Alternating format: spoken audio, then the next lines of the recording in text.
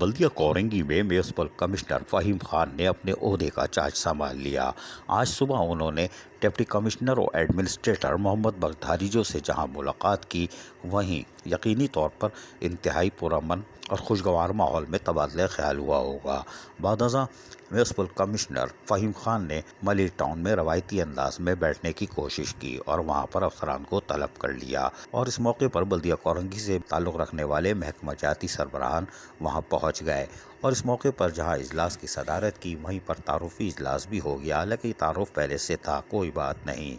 لیکن اس موقع پر افسران نے بھی ان کو جاری کاموں کے حوالے سے آگاہ کیا۔ وہیں فہیم خان میونسپل کمشنر نے عزاداران حسین کو بلدیاتی سہولتوں کی فراہمی کے لیے سخت ہدایت جاری کی اور کاموں کی تفصیلات طلب کر لی ہے، اور کہا ہے کہ 5 محرم العام تک کاموں کو مکمل کر لیا جائے اور امام بارگاہوں کے منتظمین سے رابطہ رکھا جائے تاکہ ان کی شکایت کے فوری ازالے کو یقینی بنایا جا سکے۔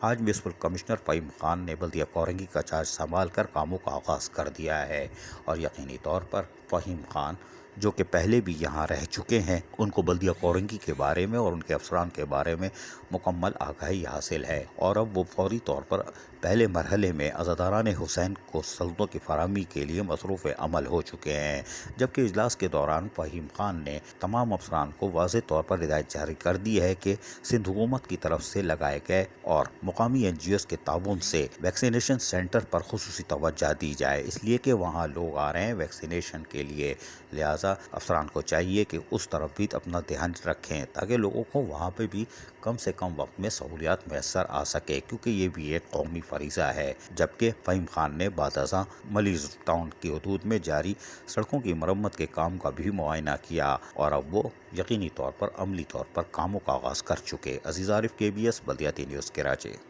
ایسی ہی خوبصورت ویڈیوز فیوچر میں حاصل کرنے کے لیے ریڈ بٹن پر کلک کر کے اور بیل آئیکن کو پریس کر کے ہم سب کے سبسکرائبر بننا مت بھولیے۔